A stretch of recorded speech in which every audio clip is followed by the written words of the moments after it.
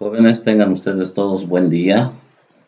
Vamos a hoy darles lo que es la segunda clase teórica correspondiente al tema de párpados. Muy bien. Previamente es bueno hacer un recuerdo anatomofisiológico de lo que esta importante estructura anatómica va a tener consigo.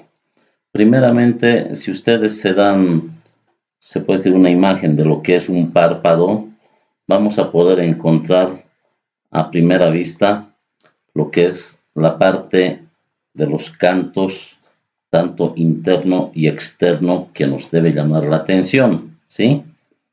El interno al lado de la nariz y el externo al lado de la oreja. Posteriormente también va a presentar bordes libres. Estamos hablando de los bordes libres de la parte superior, el borde palpebral superior y el borde palpebral inferior.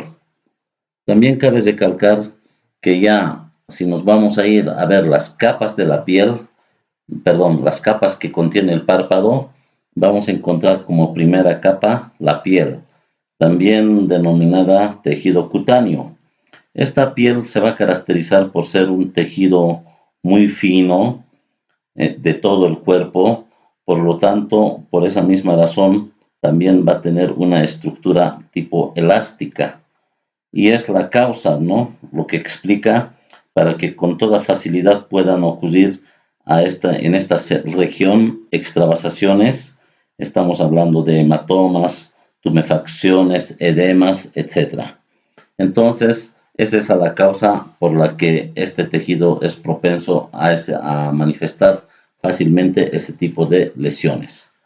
Como segunda capa vamos a tener el tejido celular subcutáneo, que es escaso en volumen. Acá en el cuadro que están viendo no se le puede lograr, no se localiza, no se menciona a esa capa.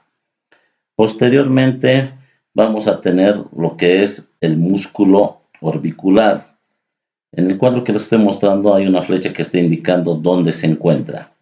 Este tipo de músculo orbicular son músculos estriados junto con lo que llega a ser el elevador. Entonces, debemos recordar de que el músculo orbicular en su porción palpebral se encuentra más que todo, cumple la función, se puede decir, de cerrar y abrir el ojito, mientras que el músculo del elevador se va a encargar de suspender el párpado, ¿no?, de la elevación del párpado. Posteriormente tenemos otro tipo de músculo. Si ustedes ven debajo del músculo del elevador, tenemos el otro músculo que se denomina de Müller.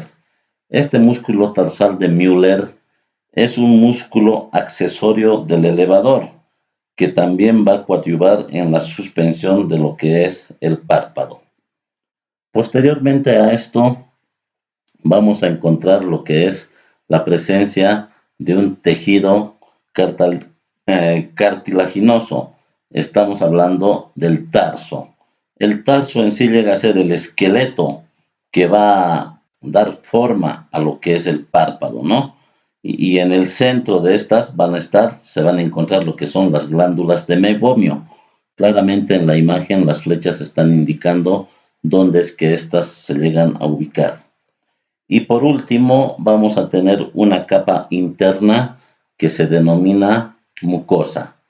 Como verán, la mucosa ya está en contacto directo con lo que va a ser la superficie del globo ocular. Esta va a ayudar a mantener lo que es su forma, la humectación a este nivel de los ojitos. Perfecto. Entonces pasamos ahora a ver otra, ya entrando a patologías, las deformidades anatómicas de los párpados. En este caso tenemos lo que es un epicanto. ¿Qué es un epicanto? El epicanto en sí lo podemos deducir como un crecimiento. Acá tenemos, si se van a fijar en el lado izquierdo del ojito, de ahí vamos con el concepto, es un crecimiento del pliegue a nivel del canto interno en sentido vertical. Entonces, como verán ustedes, parecería aparentemente de que el ojito izquierdo, en este caso del bebé, está desviado hacia adentro, ¿no?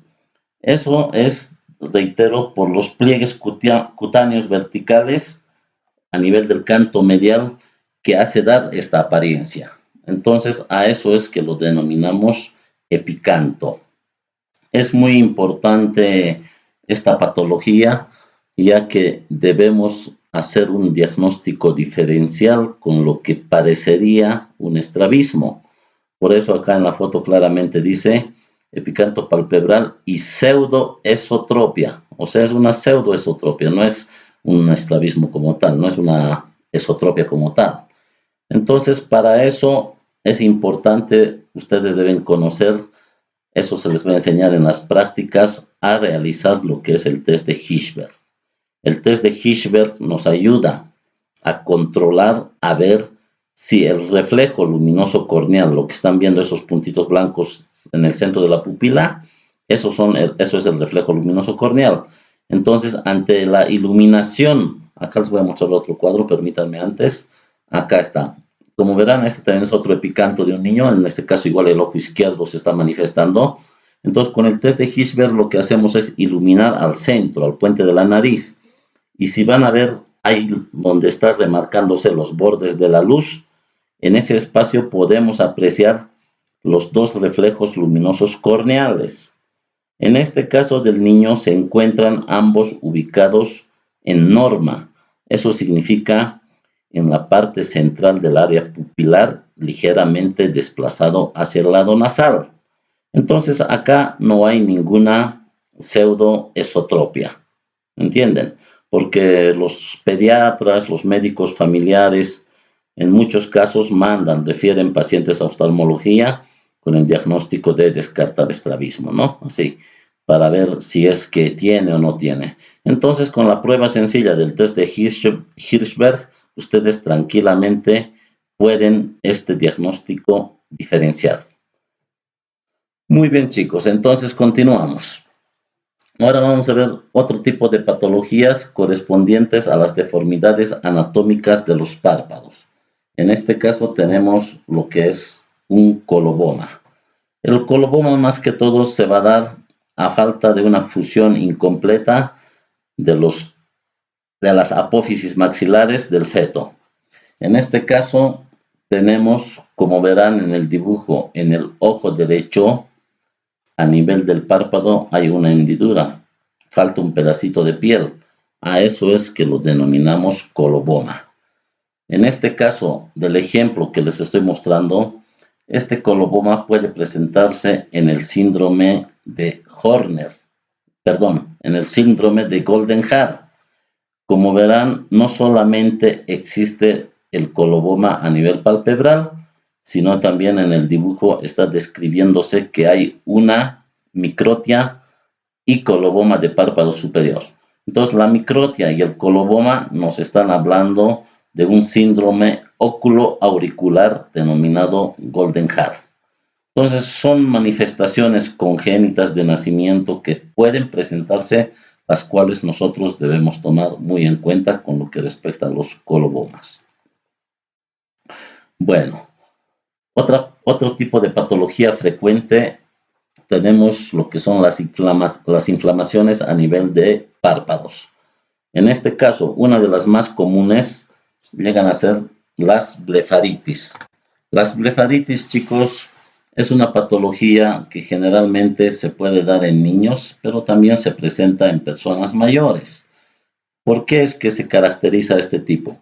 Primeramente, el paciente con una blefaritis se va a quejar de que tiene a nivel del ojito irritación, ardor, prurito, el borde de los párpados van a estar inflamados, va a tener una tendencia a estar rojizo, a tal extremo de que si se fijan en este otro cuadro, existe una erosión por tanta inflamación a nivel del borde palpebral de la niña, ¿no? Que estamos viendo en el cuadro.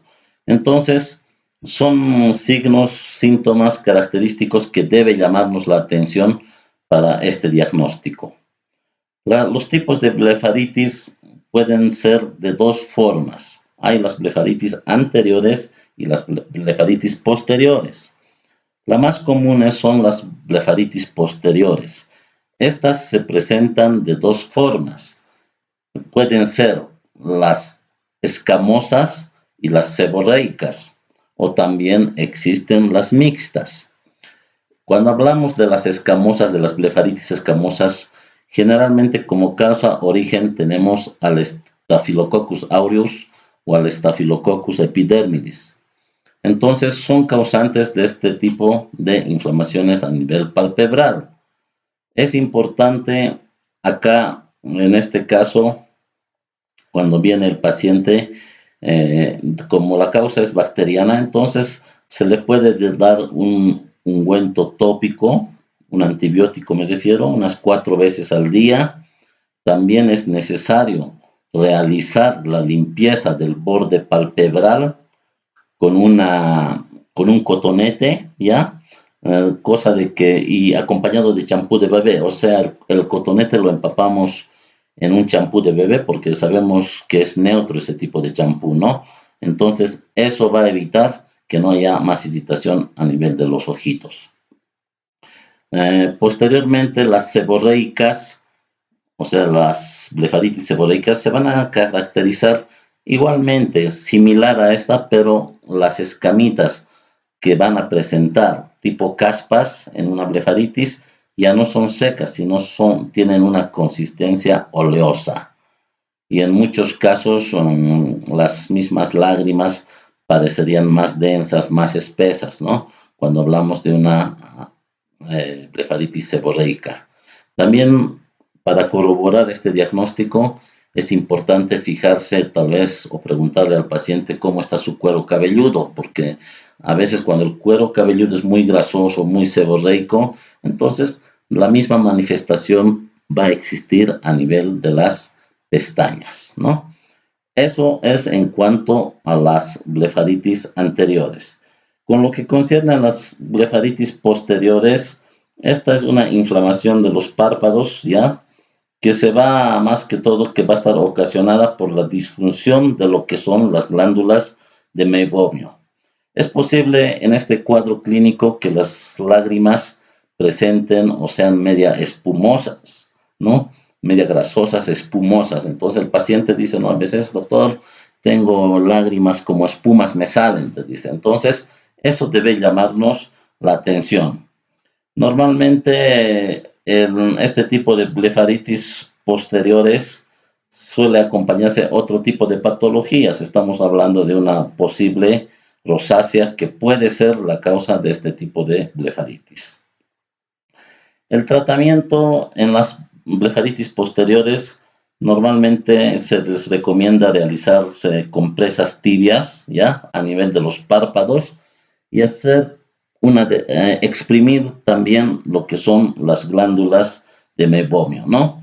Porque como están inflamadas, al exprimirlas a nivel del borde palpebral, el paciente va a sentir un gran alivio de sus molestias en general. Muy bien, continuamos entonces con otro tipo de patologías. ¿Qué tenemos acá? El orzuelo. Esta patología es bien conocida, chicos. Ustedes claramente han debido escuchar.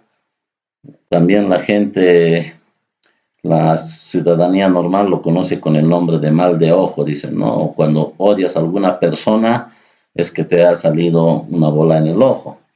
Entonces, esta patología, en su término médico, se denomina orzuelo.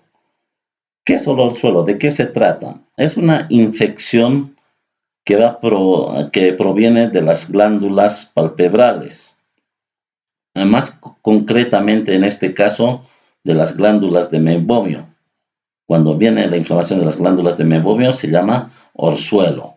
Ahora, hay dos tipos, ¿no? Recordemos que las glándulas no solamente son las de Meibomian, tenemos las glándulas anteriores o en la parte anterior del párpado, que son las de Moll y las de Saiz.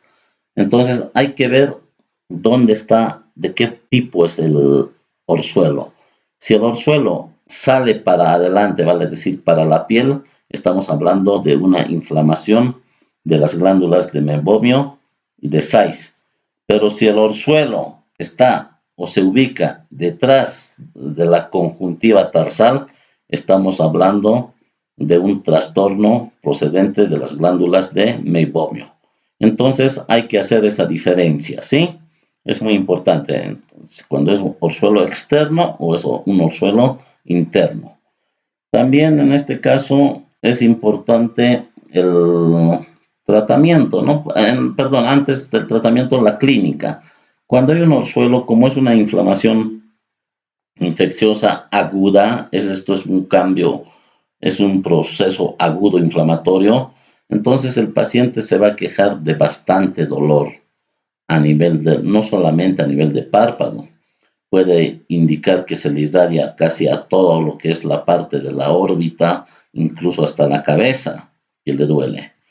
Y cuando es la parte interna que está afectada, cuando es un orzuelo interno, entonces se va a quejar de ardor, escozor, dolor también a nivel propio de lo que es el globo ocular como tal, ¿no? Por la ubicación que va a presentar cada cuadro clínico.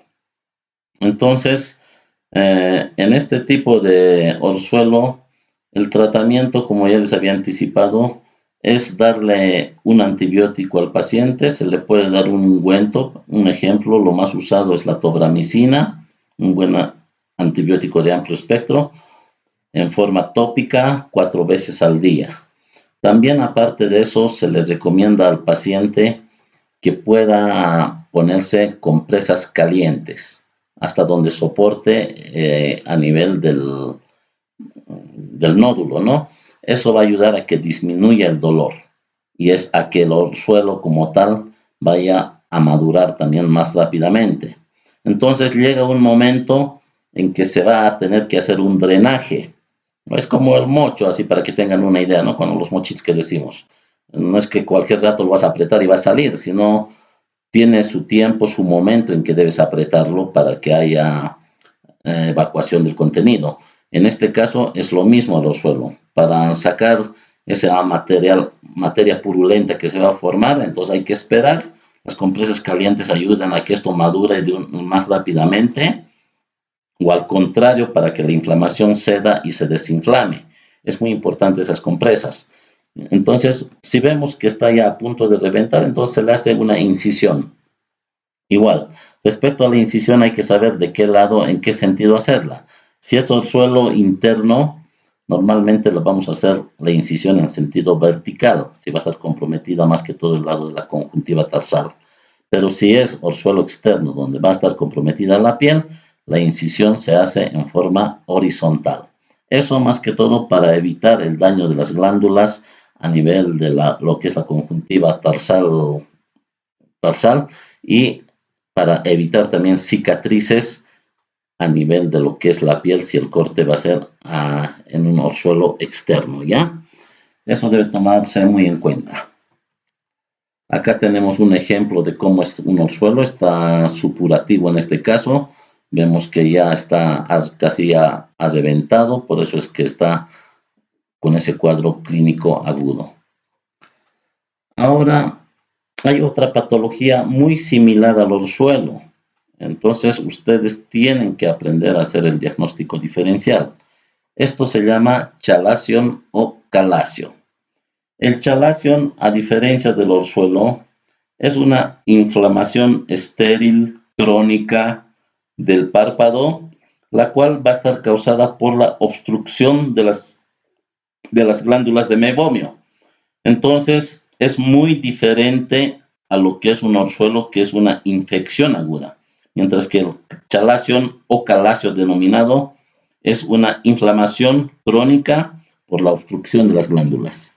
En este caso, la clínica es diferente. El paciente ya no va a referir ningún dolor, la zona no va a estar hiperémica, simplemente hay la presencia de un nódulo, tal vez con ligeras molestias que casi el paciente no siente nada, pero lo más llamativo en este caso es la bolita que se va a presentar, dependiendo del tamaño. En este caso, miren este nódulo, a nadie le gustaría tener o ir a la universidad con ese nódulo, aunque no le duela, ¿no? Entonces, más que todo por la apariencia estética es que el paciente va a acudir a consulta donde ustedes. Acá tenemos otro calacio, ¿ya? Es una estenosis crónica, como les había dicho, de las glándulas de mebomio. Indolora, protuberancia dura sin irritación, como está indicando el cuadro, ¿no? Y aquí tenemos el otro cuadrito de una niña, donde está con su chalación en el ojo izquierdo, claramente marcado, ¿no? Entonces, este tipo de chalaciones, cuando son más que todo así grandes, pueden afectar un poco a lo que es la visión. El nódulo, como es grande, se forma, entonces puede provocar cierto grado de astigmatismo. Aparte de que este nódulo no siempre está tranquilo, ¿no? Periódicamente se va irritando, se va inflamando un poco, se vuelve rojo el ojo, pasa. Entonces no es nada molestoso, grave, pero tampoco es algo bonito que uno quisiera tenerlo. Por lo tanto, si no se hace nada, esto puede durar meses hasta años. Entonces, lo mejor es nomás hacer un drenaje correspondiente. El tratamiento de este tipo de patología llamado chalación se realiza con una pinza de chalación, como verán, en forma de aro. La incisión se la realiza generalmente por la parte de adentro. Estamos hablando de la conjuntiva, a nivel de la conjuntiva tarsal, si es superior, superior, o inferior, si es inferior, ¿no? Con un corte, en este caso, vertical. Entonces se hace el drenaje correspondiente, se hace un curetaje del contenido, incluso se puede llegar a sacar un pedacito de lo que es el tarso para evitar recidivas, para asegurarnos de que el chalación esté completamente extirpado, ¿sí? Entonces, es el tratamiento en este caso quirúrgico. Muy bien, ¿qué más tenemos más adelante? Ahora vamos a ver un poco lo que son los trastornos de la piel. Los trastornos de la piel son diferentes patologías que llegan a comprometer a nivel de los párpados. En este caso, una de las patologías más frecuentes son las alergias que podemos tener a nivel de los párpados, ¿no? Esta alergia puede darse por diferentes factores. Pueden ser más que todo dermatitis de tipo de contacto, dermatitis de tipo atópico, pueden presentar edemas agudos por reacciones a medicamentos, por reacciones a picaduras, etc. También en este caso vamos a ir pasando viendo imágenes para orientarnos mejor. Acá tenemos, por ejemplo, una alergia. ¿Qué dice? A ver, es una alergia en caso al polen. O sea, el ojito ha reaccionado, tiene una alergia palpebral, está edematizado el párpado por la causa del polen. Inyección conjuntival, leve quemosis bilateral, acumulación de líquido modo almohada en los párpados inferiores, con fiebre de no simultánea, ¿no? Paciente de 5 añitos. Entonces, ya esta es una alergia que puede presentarse, que ustedes cualquier rato pueden llegar a ver a nivel de los párpados. También tenemos aquí un eczema de contacto, una dermatitis por contacto. ¿Qué es lo que ha pasado con este paciente? Es un paciente que ha dado una reacción a lo que se llama el cloranfenicol. Es un eczema de contacto, dice, de los párpados en caso de alergia al cloranfenicol, ¿no? Eritema intenso, tumefacción con erupciones ampollosas, ¿ya? Lo cual es de esa manera que algunas personas pueden reaccionar ante diferentes medicamentos. Uno lamentablemente no sabe, cualquier rato puede presentarse. Nosotros debemos estar listos para poder diagnosticarlos. Entre otras patologías a nivel de párpado, como trastornos de la piel, también vamos a ver unas lesiones benignas que pueden presentarse. En este caso estamos hablando de los xantelasmas. Los xantelasmas generalmente son placas subcutáneas ligeramente elevadas sobre la piel y se va a deber más que todo a depósitos de grasa. O sea, son zonas hiperlipídicas que algunos pacientes van a presentar, son de color medio amarillento en ambos ojitos. Ahí en la imagen claramente pueden ver las placas a nivel del párpado superior. Entre otro tipo de lesiones benignas, podemos encontrar también, perdón, ¿dónde está? Acá está, lo que es la dermatocalasia. La dermatocalasia, como verán, es la caída de los párpados por una piel redundante a ese nivel. Si ustedes se ubican, cuando hablamos de la raza de los diferentes peritos, hay la raza de los peritos Sharpei, ¿no? Que tienen dermatocalasia, de ellos ya son de nacimiento que vienen así los peritos. Y en muchos de los casos hay que llevarse al veterinario para que les haga su blefaroplastía. Mientras que en las personas a veces esta dermatocalasia puede presentarse más que todo por alteraciones involutivas seniles, ¿no? Entonces el párpado pierde esa laxitud, esa firmeza que tenía cuando uno es joven. Entonces al pasar de los años va involucionando esa firmeza y se va poniéndose más laxo y con el aumento de piel redundante a ese nivel. A veces también se puede asociar esto con una hernia de grasa orbitaria.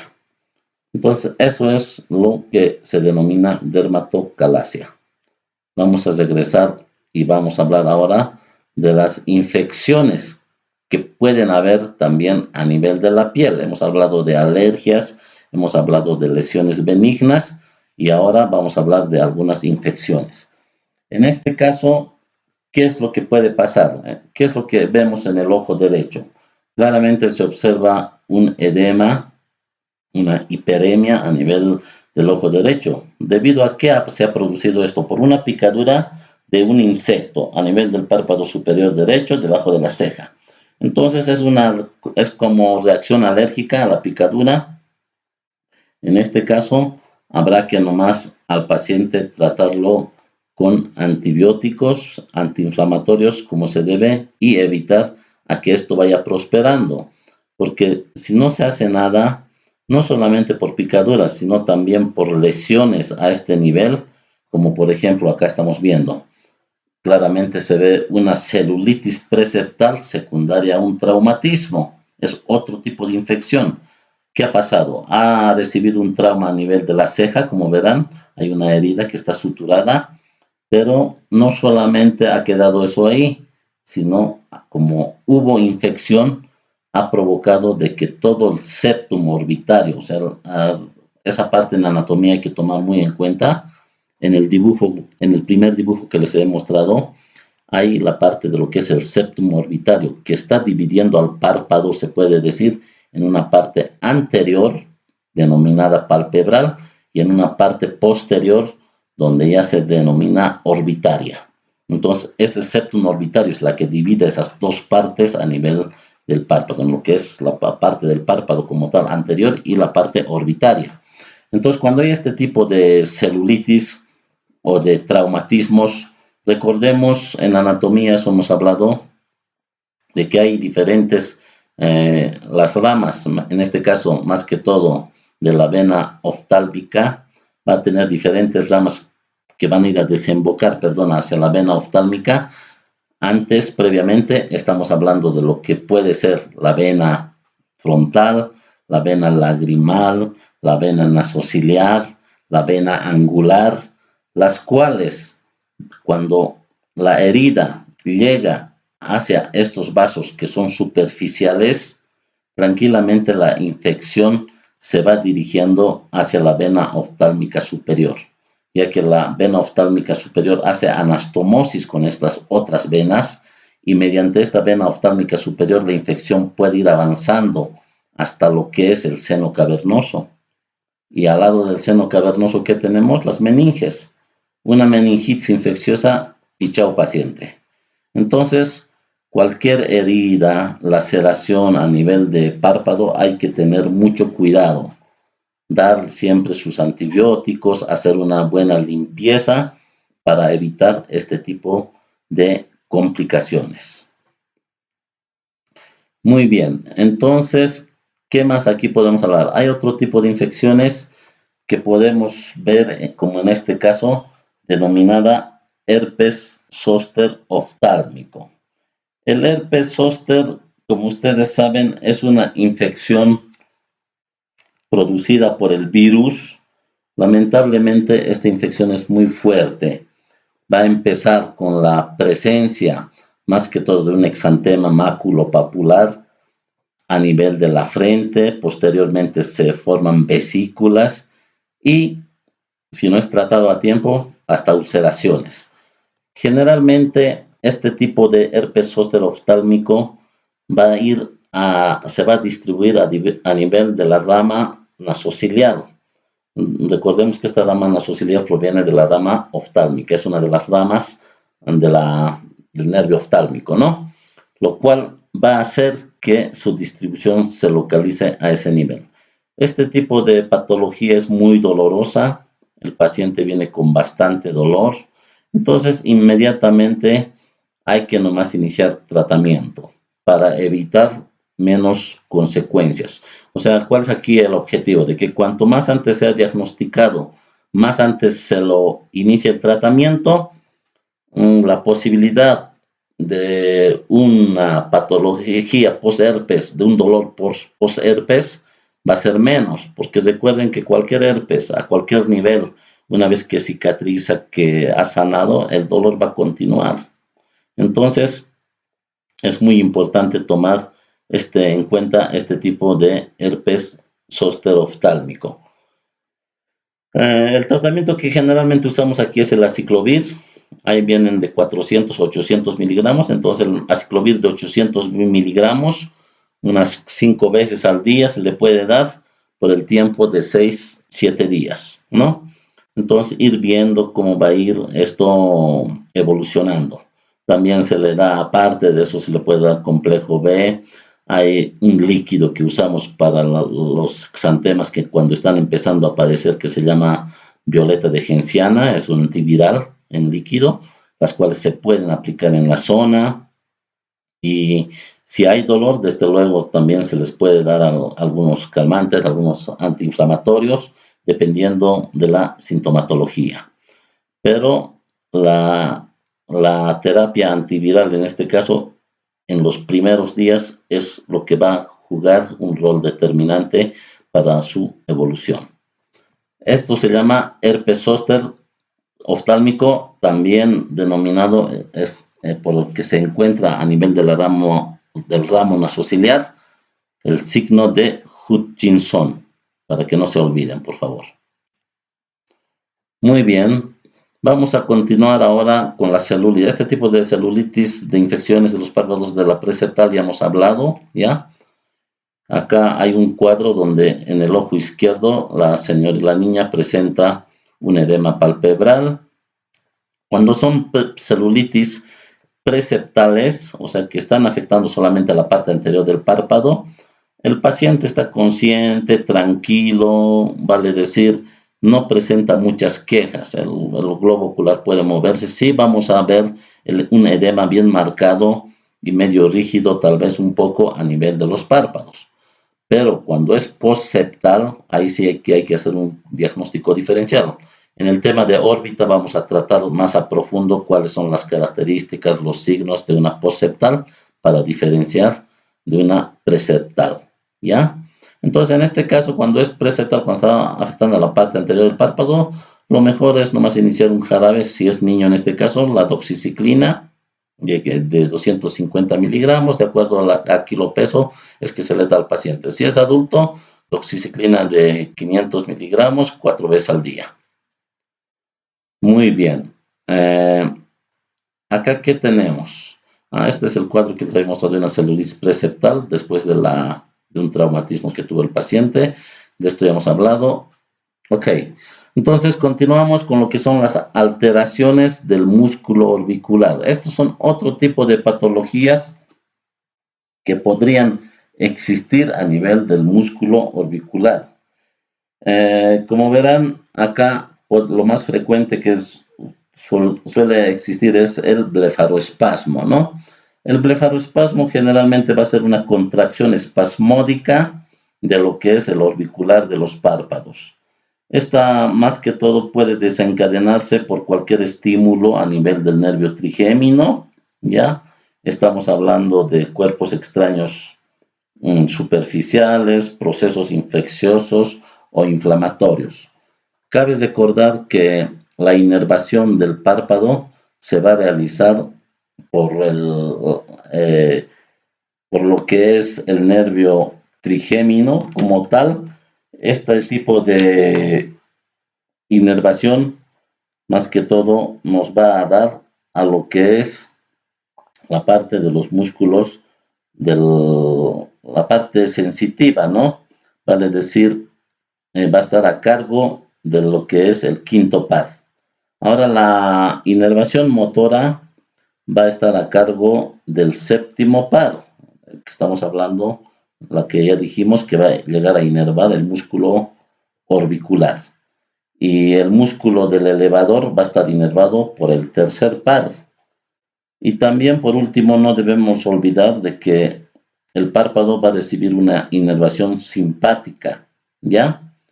Eso es muy importante para, más que todo, tomar en cuenta a veces algunas patologías, ya que cuando hay una afección de la inervación simpática, estamos hablando de un posible Horner, ¿ya? Donde va a estar afectado esta rama simpática. Eso es muy importante tomar en cuenta para ubicarnos con la clínica y las diferentes patologías. Luego tenemos, entre otros, al lagoftalmos.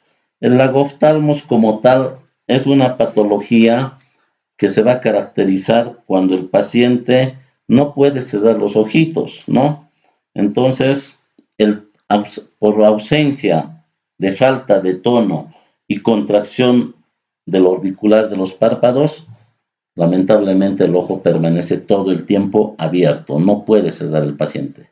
Entonces, cuando hay este tipo de afección del séptimo par, generalmente si el ojo va a estar abierto todo el tiempo, no se cierra, es propenso fácilmente a secarse. ¿Y qué es lo que se va a secar? La córnea. Y si se seca la córnea, es propensa a recibir cualquier rato una infección, la formación de úlceras. Entonces nosotros en esos casos debemos prevenir. Si ustedes ven un lagoftalmos, inmediatamente tienen que ocluir ese ojito, hacer que el paciente use lágrimas artificiales en las noches cuando se va a ir a dormir a la camita, o a decirle que debe ponerse un ungüento oftálmico y con micropores cerrar el ojito, porque si va a permanecer abierto, ahí sí que podemos apreciar cualquier tipo de queratitis en el momento más corto posible, lo cual va a complicar el estado del ojo en general. Entre otras patologías tenemos lo que es la mioquimia palpebral. La mioquimia palpebral son contracciones involuntarias del párpado, ¿ya? Que van a provocar una sensación vibratoria. Eso alguna vez a alguien o a todos nosotros nos ha pasado, ¿no? De que parecería que tu párpado está temblando un ratito de esos, ¿no? Cuando has estudiado demasiado o estás muy cansado, suele existir ese tipo de episodios. Entonces, el cuadro normalmente es autolimitado y no es de tanta preocupación, pero sí ustedes deben conocer de qué se trata. Ahora, en caso de que esto vaya aumentando, sea incontrolable, pues lo mejor es referirlo nomás a lo que es el neurólogo. ¿Sí? Muy bien, entonces acá quedamos con lo que son las alteraciones del músculo. Ahora continuamos. Vamos a pasar a las deformidades anatómicas de la posición del párpado. Entonces, en este caso ya hay que ver qué tipo de patologías son las que pueden afectar. Tenemos como primera patología el ectropión. ¿El ectropión de qué se trata? Acá tengo un dibujo, si no me equivoco. Sí, acá está. Entonces, el ectropión es la exposición, se puede decir, o la incurvación o eversión del borde del párpado hacia afuera. Este tipo de exposición de la conjuntiva tarsal va a provocar que el ojo esté lagrimeando constantemente. Si ustedes se fijan en el ojo izquierdo a nivel del canto interno, el punto lagrimal inferior, que es parte del sistema excretor de la glándula lagrimal, está expuesto hacia afuera. Por ende, las lágrimas no van a poder drenar por los puntos lagrimales, por el canalículo, como tendría que ser en norma. Entonces, el paciente va a referir constante lagrimeo en este tipo de patología. Ahora, hay dos tipos de ectropión. Estamos hablando del congénito, que algunas veces puede presentarse en el síndrome de Down, en niños con ese síndrome, muy raras veces, pero puede presentarse. Y también estamos hablando del ectropión de tipo involutivo o senil, que se va a dar por la relajación del músculo orbicular a nivel, en este caso, como secuela a veces puede presentarse de una parálisis del nervio facial, del séptimo par, ¿sí? O en otros casos, este ectropión también se puede presentar por traumas a nivel de párpado, cicatrices, heridas, quemaduras que pueden producir este tipo de retracción cutánea. Muy bien, entonces eso es con lo correspondiente al ectropión. Ahora la otra patología es al contrario, en vez de que el párpado se llama entropión, ¿no?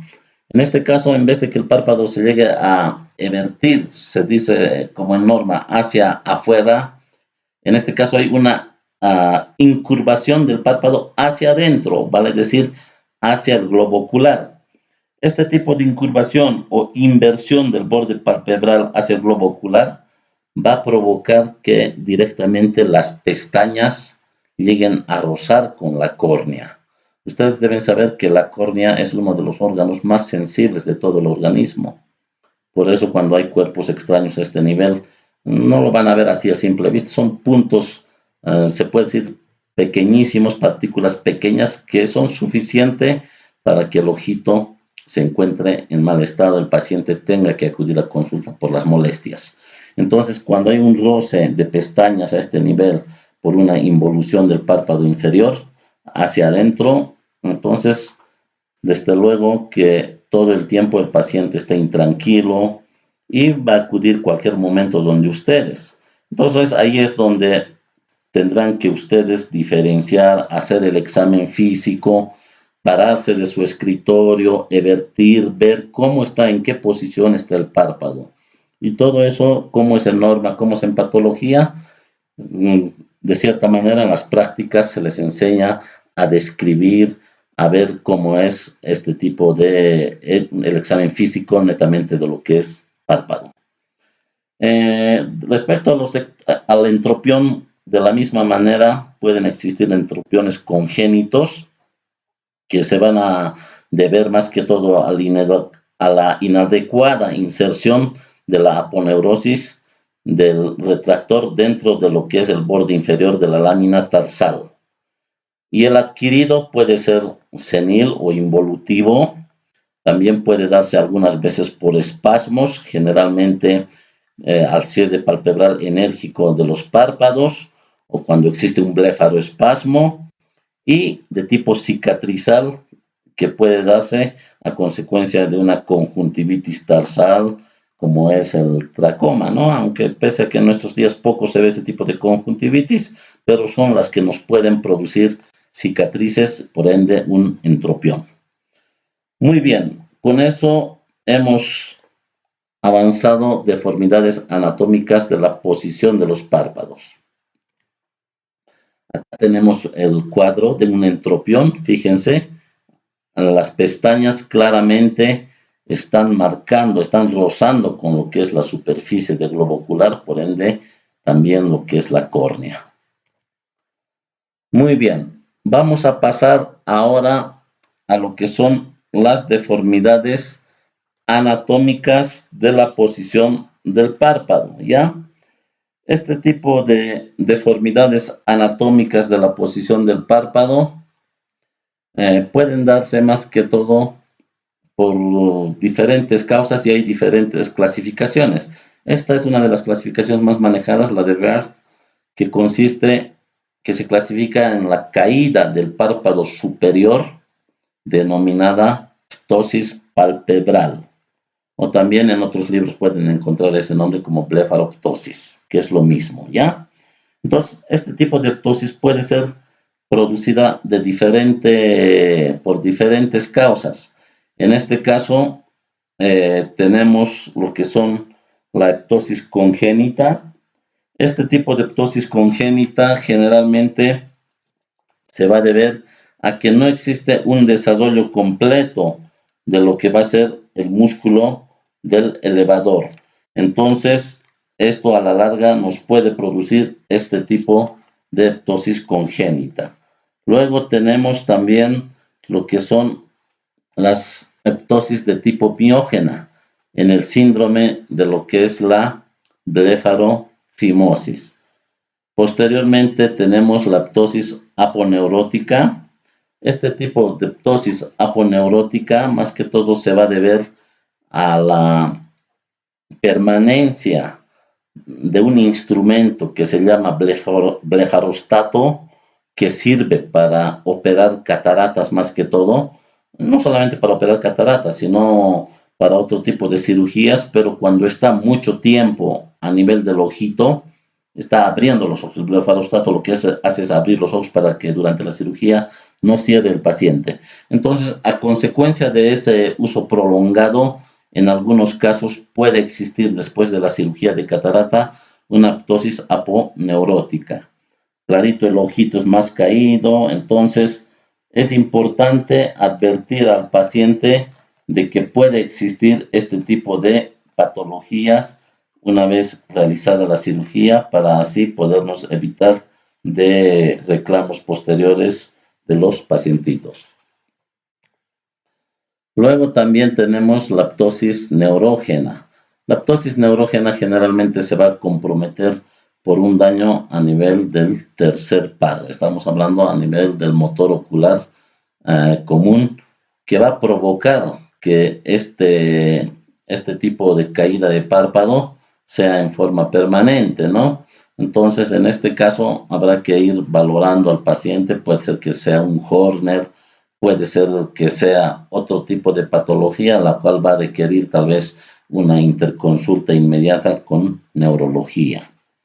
También existen las ptosis de tipo mecánica. Estas generalmente se dan por cicatrices, pueden ser quemaduras, traumas a nivel de párpado, por formaciones tumorales a nivel palpebral.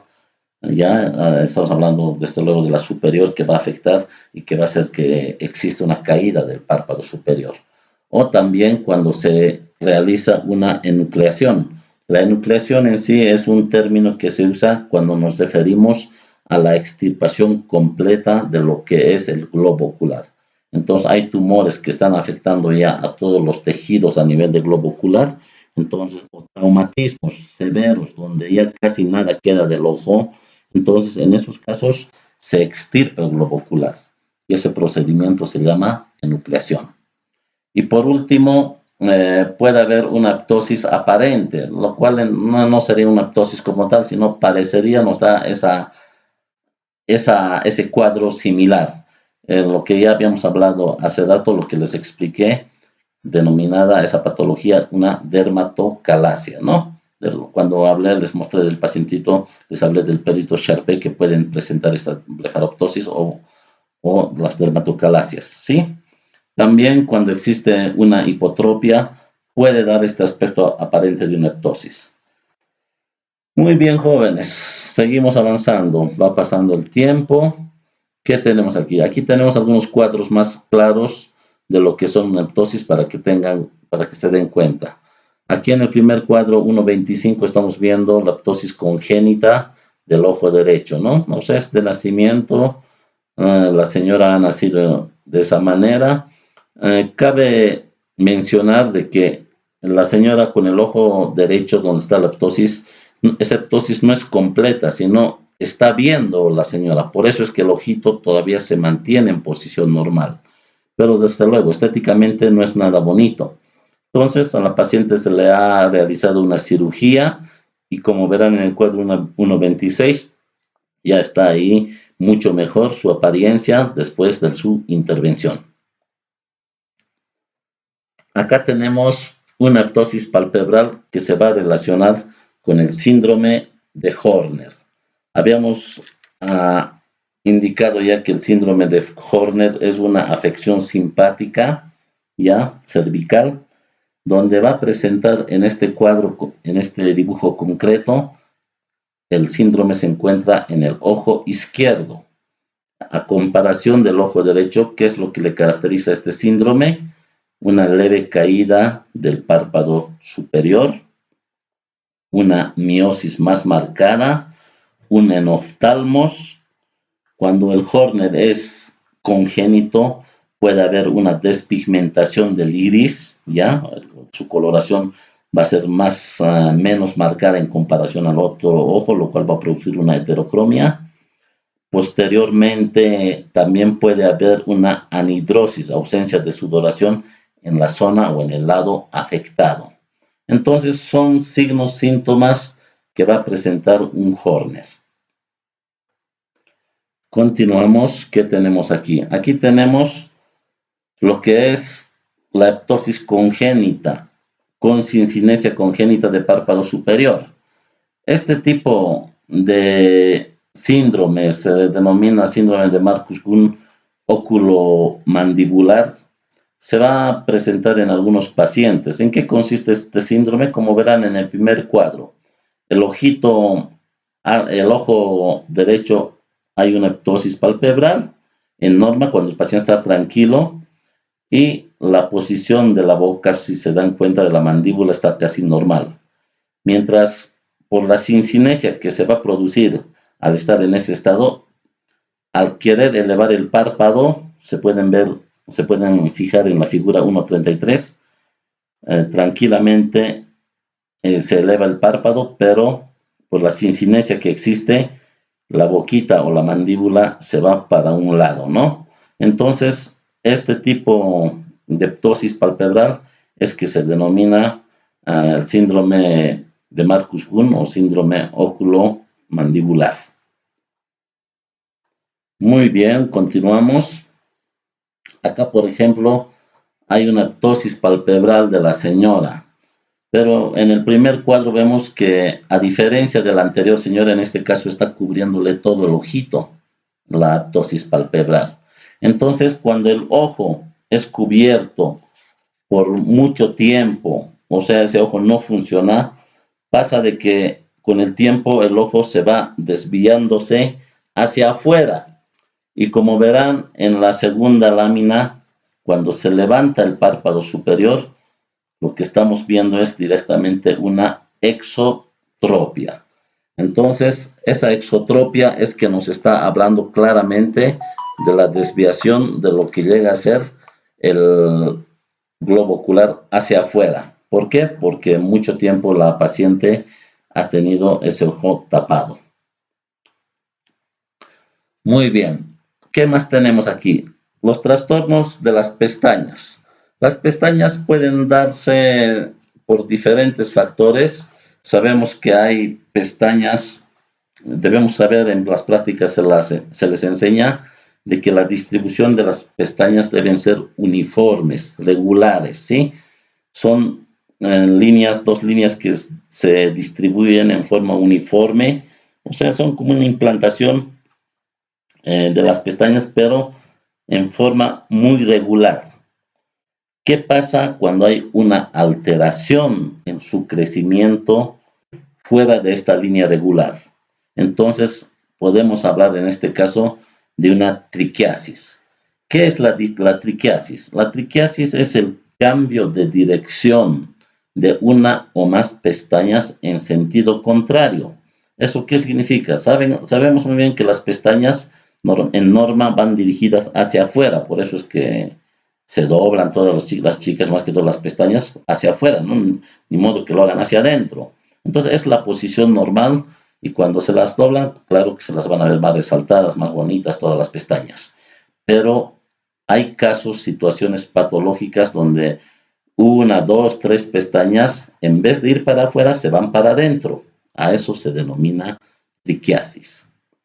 La distiquiasis o distriquiasis es otro término que se va a referir a la alteración supernumeraria, se puede decir, de las pestañas fuera de su hilera regular. En otras palabras, es una alteración donde las pestañas se van a originar anormalmente por detrás de su localización habitual. De esta manera pueden llegar a chocar a la córnea, a rozar a la córnea. Es como una espina que está ahí clavada. Y el paciente, desde luego, va a venir con esas molestias. Entonces, saben que las pestañas tampoco son grandes.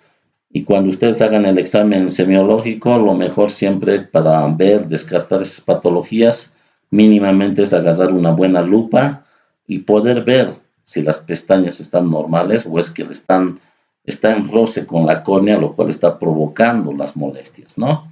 Entonces, esta es una distriquiasis. En otras palabras, la implantación supernumeraria o la implantación adicional de las pestañas fuera de su hilera regular. Luego tenemos las pitiriasis palpebrales, que son infestaciones de las pestañas por piojos del pubis, ¿no? Que se llama el pitirus pubis. Y sus huevos que van a producir a nivel de las pestañas picor, irritación en forma permanente. Posteriormente, otra patología a este nivel conocemos lo que son las madarosis. Las madarosis es la disminución en el número o la pérdida total de las pestañas. En este caso, la causa más frecuente, ya más antes habíamos hablado, son las blefaritis. Por la inflamación que existe a ese nivel del párpado, entonces se van cayendo las pestañas. Por lo tanto, a tal extremo puede haber que incluso haya una madarosis completa o parcial. También podemos ver este tipo de madarosis en pacientes con tumores que han recibido tal vez radiación, radioterapia para su tratamiento. Estamos hablando de tumores malignos a nivel de párpado, pero enseguida vamos a hablar al respecto, que a consecuencia de eso las pestañas se les va cayendo y va a presentar una madarosis. Por último, tenemos otra patología de las pestañas denominada poliosis. La poliosis va a ser un blanqueamiento prematuro localizado de la pestaña. Ya ese blanqueamiento generalmente está asociada a las blefaritis crónicas y también al síndrome de Vogt-Koyanagi-Arada, que son patologías que algunas veces podemos nosotros ver a nivel que se van a manifestar, se puede decir, con el cambio de coloración de las pestañas. Muy bien, ahora vamos a hablar un poco sobre lo que son los traumas. Los traumas a nivel de los párpados. Estos traumas a nivel de los párpados pueden ser de dos formas. Estamos hablando de traumas contusos y de traumas incisos. Hablamos de traumas contusos cuando el paciente puede recibir un golpe, por ejemplo, con un balón de fútbol, de básquet a nivel del ojito. Puede ser un puñetazo que haya recibido a ese nivel. Mientras no exista una laceración, estamos hablando de un trauma contuso. Pero este tipo de golpes contusos en su intento pueden provocar a nivel de párpado abrasiones. La abrasión es una lesión superficial de la primera capa cutánea, o sea, de la piel, ¿no? También lo conocemos a veces cuando usamos el término de rasmillo, ¿no? O rasmillado. El paciente que se ha caído se ha rasmillado, dicen, ¿no? Entonces, es ahí que estamos hablando de una abrasión, ¿ya? Ahora, esta misma abrasión a veces puede producir diferentes tipos de lesiones. En este caso, cuando ya la lesión va a presentar una incisión, estamos hablando ya de laceraciones. Las laceraciones son cortes ya que nosotros vamos a poder ver a nivel palpebral post-traumas. Acá vamos a ir orientándonos mejor. Acá tenemos lo que es una erosión de la piel, y en este caso palpebral. Luego aquí tenemos un golpe contuso que el paciente ha recibido después de un trauma. A consecuencia de ese golpe contuso ha habido la formación de un hematoma, como verán en la parte más que todo inferior del párpado, Ya les había dicho por qué, porque el tejido del párpado o la piel del párpado es un tejido fino y laxo, y eso da la tendencia a que cualquier golpe fácilmente pueda manifestarse clínicamente con un edema, con hematomas, etcétera, ¿sí? Entonces, el golpe que ha recibido este nivel contuso ha producido la reacción de este hematoma orbitario. Acá tenemos, por ejemplo, otro tipo de reacción. En este caso, estamos hablando a consecuencia de un golpe, de un trauma contuso, ha existido una fractura de uno de los huesos que se llama etmoides. Entonces, al principio todo normal, recibió el golpe, estaba el ojo tranquilo, pero por la fractura que hay a este nivel, el paciente ha realizado un soplido fuerte, ¿ya? Y ese soplido de la nariz que ha realizado ha provocado, ¿ya? Que que ingrese aire a los tejidos de la órbita. Entonces, este tipo el aire que ha ingresado a los tejidos de la órbita ha producido lo que se denomina enfisema. En este caso concreto diré, el paciente había recibido un cabezazo donde ha habido un trauma del etmoides y a través de la pared lesionada de los senos paranasales, al soplarse la nariz, ha ingresado aire hacia el tejido orbitario. ¿Qué es lo que le va a caracterizar a este tipo de trauma denominado enfisema orbitario? Más que todo, la presencia de crépitos a la palpación. El crépito de bola de nieve, que es característico, ¿no? Como cuando uno arrastra los pies sobre la nieve, ese tipo de sonidos que existe. Entonces, cuando agarras el párpado donde está el enfisema, vas a sentir esos crépitos. Entonces es característico, aquí no hay donde perderse para poder hacer un diagnóstico diferencial con lo que podría ser una reacción alérgica o un edema debido a otro tipo de causas. Acá estamos hablando ya de las laceraciones. Como verán, a nivel del párpado inferior, en el canto interno, existe una laceración. Hay una ruptura del tejido completo de lo que es todo el espesor de párpado, incluyendo desde la piel hasta la mucosa. Entonces, esto es una laceración, ¿sí? Bueno, ¿qué más tenemos más adelante? Ya, vamos a hablar ahora sobre los tumores a nivel del globo ocular. ¿Qué tumores tenemos que pueden estar no solamente a nivel del globo ocular, sino también que van a comprometer los anejos de los ojos? En este caso, primeramente, tenemos los coristomas. A ver si vamos a ir viendo si hay algún... Aquí tenemos un coristoma, un dermoide congénito en la parte superolateral del ojo izquierdo. Generalmente estos son tumores o también denominados teratomas quísticos, que se presentan ya en el momento del nacimiento. Entonces hay que ir viendo de qué manera es que esto va a ir evolucionando. A veces se presentan de una forma consistente, con una piel dura en la zona afectada, con presencia de folículos pilosos y glándulas sudoríparas, ¿no? Pelos, etcétera, lo cual, desde luego, estéticamente no es bueno para el paciente. Los padres también, cuando ven así a sus niños, se sienten preocupados. Entonces, en estos casos, sí hay que ver hasta dónde es la afección y encontrar un momento apropiado para hacer la exéresis correspondiente si es que fuese necesario. Estamos hablando de tumores benignos, ¿ya? A nivel de párpado. Luego tenemos acá lo que es un quiste de la glándula sebácea. Estamos hablando más que todo un quiste o un adenoma sebáceo. Este tipo de adenoma sebáceo va a surgir más que todo de las glándulas de mebomio a nivel del tarso. Por ende, se van a presentar se puede decir, una proximidad con lo que son los folículos pilosos de donde crecen las pestañas. Y acá tenemos un ejemplo claro de lo que es un quiste de Zeiss, como una bola de grasita, ¿no? Lo mejor es nomás sacarlo, hacerle su exéresis. Entre otros tumores vemos lo que es el nebus flammeus. Este también se denomina mancha de vino de Oporto, o sea, como verán en la carita, en el lado izquierdo, presente ese tipo de mancha, ¿no?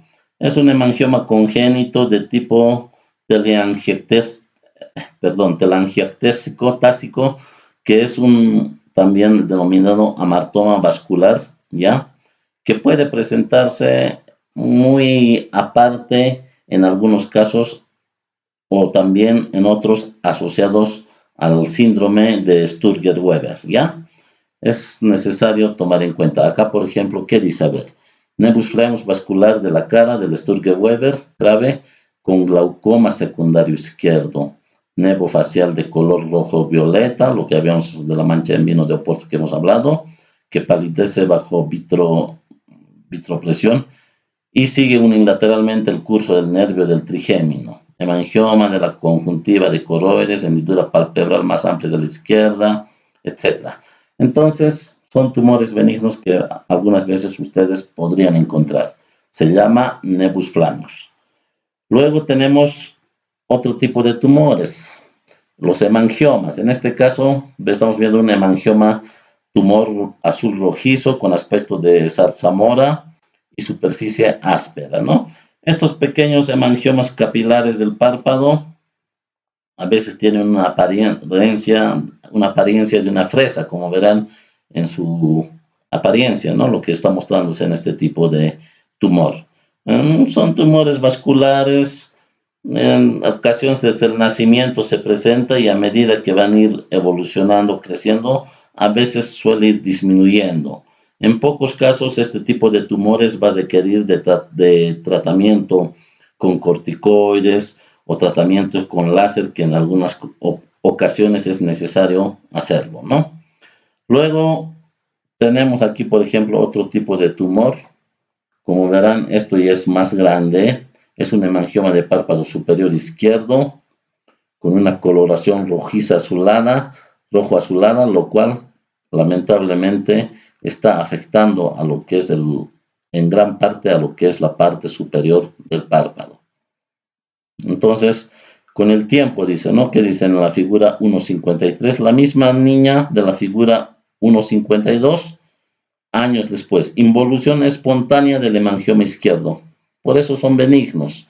Ha ido creciendo la niña y el tumor casi se puede decir que ha desaparecido por completo. Entonces, son los hemangiomas benignos que podemos presentar. Acá tenemos otro hemangioma capilar. Este otro que está a nivel del ojo izquierdo en la lámina inferior es mucho más agresivo, pero es benigno. Lo malo de este tumor es que al ojo no deja, el ojito no está funcionando, vale decir, está tapando, está evitando que el ojo cumpla la función visual. Por ende, este tumor fácilmente puede provocar a la larga, que no a la larga, sino en semanas, que el ojito ese que no está trabajando va a ser flojo. Estamos hablando de una ambliopía. Es un ojo futuro ambliope. Entonces, en ese caso, sí, el tratamiento debe ser lo antes posible. Otro tipo de hemangiomas capilares, como verán en la figura 1.43, hay un hemangioma capilar a nivel de párpado inferior y el mismo paciente, ese tumorcito benigno, también lo tiene en el cuero cabelludo en la figura 1.43b. Entonces, son tumorcitos, son hemangiomas benignos que suelen existir, que alguna vez lo van a ver, y ustedes tienen que saber cuándo parar las orejas y tratar de hacer siempre un diagnóstico diferencial de lo que puede ser un tumor maligno. Acá tenemos otro hemangioma muy extenso, como les había dicho, en el ojo derecho.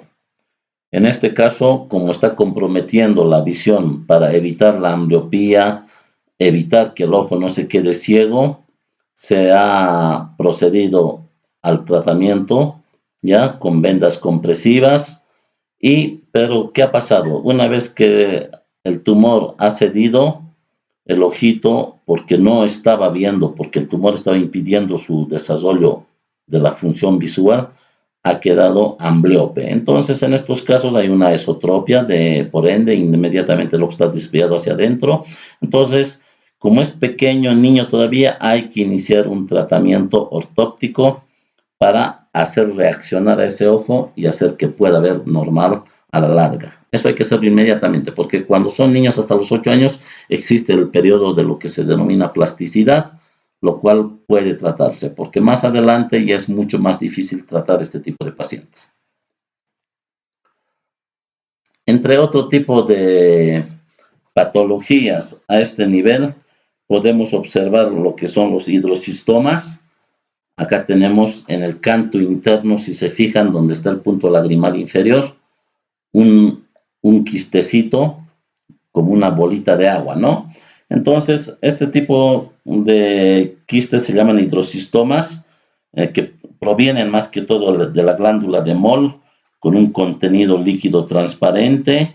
En este caso, el tratamiento consiste nomás en hacer una incisión y la evacuación del contenido acuoso que existe. El tratamiento, a veces dijeron, tal vez alguien diga es fácil, lo pinchamos con una agujita y sale el líquido y ya está curado. Es así, evidentemente puedes punzar con una aguja, el líquido se va a evacuar, pero a la semana va a volver a aparecer. Así que sí o sí va a necesitar un tratamiento quirúrgico, una incisión de raíz para evitar que vuelva a dar recidivas. Muy bien. Ahora nos toca hablar un poco de los más malitos. Estamos hablando de los tumores malignos más frecuentes que podemos encontrar a nivel de los párpados. Uno de los tumores más frecuentes de los párpados es más que todo el carcinoma vasocelular o los carcinomas de células basales. Cabe tomar en cuenta de que el carcinoma de células basales se va a encontrar o van a ocupar una estadística a nivel de tumores malignos de un 90%. O sea, el 90% de los tumores malignos van a ser de procedencia vasocelular, carcinomas vasocelulares. Eso nos debe llamar la atención. ¿Qué más podemos hablar sobre este tipo de tumor? Que es un tumor maligno primario, va a surgir más que todo a partir de las células madres pluripotentes, se llaman así, en las capas basales de lo que es la epidermis, ¿ya? Su localización más frecuente, generalmente en un 65% se puede decir, quedan localizadas a nivel de párpado inferior. Luego, tenemos otro tipo de tumores malignos. Estamos hablando del carcinoma de células escamosas o espinocelulares. Este tipo de tumores, carcinomas de células escamosas, van a ocupar, se puede decir, de un 5 a 10% en lo que es la casuística, ¿no?, de todos los tumores malignos. Este tipo de tumor, los carcinomas de las células escamosas, son tumores de la piel del párpado, ¿ya?, que se va a adquirir más que todo del epitelio escamoso estratificado, lo cual va a provocar su crecimiento. Los factores de riesgo para este tipo de tumores generalmente suelen ser la exposición a la luz de la radiación ultravioleta, vale decir, el daño actínico que puede presentar la piel a ese nivel, ¿no? Por eso siempre es bueno protegerse los ojitos, a veces cuando uno está expuesto mucho a la radiación ultravioleta, a la exposición al sol. Luego, también las exposiciones crónicas al arsénico pueden ser motivos para que crezca este tipo de tumores. Exposición en exceso a los hidrocarburos, radiaciones o medicamentos inmunosupresores pueden producir el crecimiento de este tumor o carcinoma de células escamosas. Entonces, en algunos muy raros casos también pueden presentarse por trastornos ya netamente hereditarios genéticos, ¿no?, como en el albinismo, etc. Perfecto. Luego vamos a ver otro tipo de tumores malignos que serían los carcinomas de células sebáceas. El carcinoma de células sebáceas generalmente hay que tomar muy en cuenta, ya que este es un tumor maligno que puede dar metástasis, que puede dar recidivas. ¿Por qué? Porque normalmente aparece en el lado de la conjuntiva tarsal inferior o puede ser en algunos casos superior. Pero lo más llamativo de esto es que nos confunde fácilmente con lo que puede ser un chalación. O sea, tú ves al tumorcito, tú dices, este es un chalación, lo operas y como que todo tendría que estar normal. Y eso yo les digo por experiencia. Cuando yo estaba empezando, y tuve un caso de estos donde se me presentó, yo lo diagnostiqué así de fácil como chalación. Le hice la cirugía y a poco tiempo viene con su recidiva. Entonces, inmediatamente para las orejas, mandamos a biopsia, resultado, carcinoma de células sebáceas. Entonces, acá es muy importante tomar en cuenta este tipo de tumores, ¿no? Son un poco agresivos, sí, tienen tendencia, como les decía, a dar recidivas y la metástasis está latente en estos casos. Luego tenemos otro tipo de tumores que son los melanomas. No han debido hablar sobre los melanomas. Los melanomas generalmente son neoplasias primarias, ¿ya? Que frecuentemente van a provocar una metástasis y la muerte. Así, lamentablemente, son estos tumores agresivos, ¿no?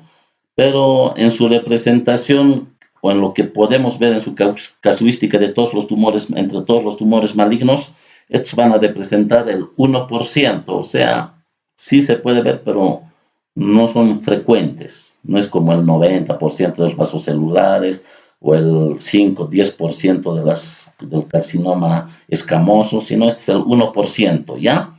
Entonces hay que tomar en cuenta, pero en la clínica o cuando ustedes vean algo llamativo, algo que les confunda o algo que parezca este tipo de tumor denominado maligno. Normalmente su apariencia es una pigmentación muy variable, a veces se presenta con sangrado o simplemente tiende a ulcerarse. Luego, entre otro tipo de tumores, vamos a presentar aquí el sarcoma de Kaposi, que es una neoplasia mesenquimal, vale decir, de las células vasculares que van a venir en su mayoría, que se va a observar en algunos pacientes que tienen SIDA, ¿no? Entonces, ya en esa etapa avanzada de lo que es el VIH, entonces podemos encontrar este sarcoma de Kaposi en algunos pacientes, que es un tumor maligno. Acá tenemos un ejemplo de lo que es el carcinoma vasocelular nodular a nivel de párpado inferior. Los el 65% se localizan a ese nivel. Y aquí también está otro vasocelular, pero si se fijan cerca a la nariz, también ahí ya está creciendo otro tumor. Entonces es un carcinoma vasocelular, ya de canto interno, el que claramente se lo ve, pero también dice el tumor se extiende más allá del borde clínico de la fotografía. Entonces, la otra parte también ya es una formación que está yendo de este tipo de tumores malignos. Este es un tratamiento que se le ha realizado, ¿ya?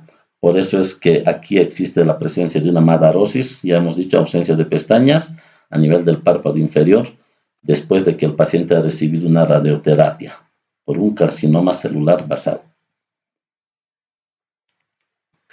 Acá tenemos otro ejemplo de tumor del tipo carcinoma espinocelular, ¿no? Entonces, este tipo de tumor espinocelular, ¿qué dice? Los bordes de la lesión están indurados, levantados. Obsérvese el centro lleno de queratina, el rasgo similar a la queratocantomas, lo que puede llevar a confundir ambas lesiones. Entonces, siempre hay que fijarse cuando hablamos de tumores malignos, darnos cuenta, ¿no?, de en qué tiempo es que está evolucionando. A veces los tumores pueden evolucionar en semanas, en meses, ¿no? Entonces, una evolución rápida, una evolución así con un cuadro no tan claro, pese a que el paciente ha querido, a veces lo primero que hacen es hurguetearlo, quererlo curar con pomaditas, con tratamiento, pues no pasa nada, ¿no? Entonces, cualquier tipo de lesión, viendo cómo están los bordes, la forma, la raza que tiene el paciente, etcétera, nos van a ya llevar a tener una idea de que podríamos tener un tumor a nivel de lo que es párpados. Acá tenemos otros ejemplos de lo que es un carcinoma celular escamoso nodular, un carcinoma celular escamoso ulcerado. Son diferentes formas de tumores que se pueden presentar a este nivel. Acá, ¿qué tenemos? A ver, tenemos un carcinoma de células sebáceas del borde de los párpados, del párpado inferior, ¿no? Como les había dicho, estos son los que se parecen a un chalacio. Está ahí el carcinoma de las células sebáceas. Como verán, no parecería gran cosa y fácilmente confundimos con un orzuelo, perdón, con un chalacio. Y acá está uno de los más malignos que fácilmente puede producir una metástasis y también, por ende, la muerte. Son melanomas malignos extensos a nivel del párpado inferior de la mejilla, en la piel clara que tiene la señora, ¿no? Muy bien, entre otras patologías de párpados, ya para ir terminando, acá podemos ver una hemiatrofia facial, anoftalmia izquierda, vale decir, hay ausencia del ojito en el ojo del ojo izquierdo, por eso se llama anoftalmia izquierda. Hay a la aleta nasal izquierda, fíjense su naricita, del oído externo, y esclerodermia circunscrita. O sea, son lesiones que están comprometiendo al párpado. Acá tenemos otro tipo de lesión que está comprometiendo al párpado, pero ¿qué ha pasado con este pequeño? De que hay una infección a nivel de párpado debido a que ha sido vacunado el niño de la viruela, contra la viruela, y a los 14 días ha aparecido en el ojito esa reacción. Bueno, son autoinfecciones que a veces pueden producirse, presentarse, las cuales siempre por eso una anamnesis realizada completa, un examen más completo, o sea, una semiología más cabal, más exacta, va a hacer que nosotros nos acerquemos mejor o tengamos más clara la idea de lo que es un diagnóstico a nivel de los párpados. Muy bien, chicos, muchas gracias. Con eso hemos terminado la clase. Entonces, yo creo que vamos a estar viéndonos nomás ya en el próximo tema. Van a estar atentos, por favor. Muchas gracias a todos. Con esto terminamos. Hasta luego, jóvenes. Buen día.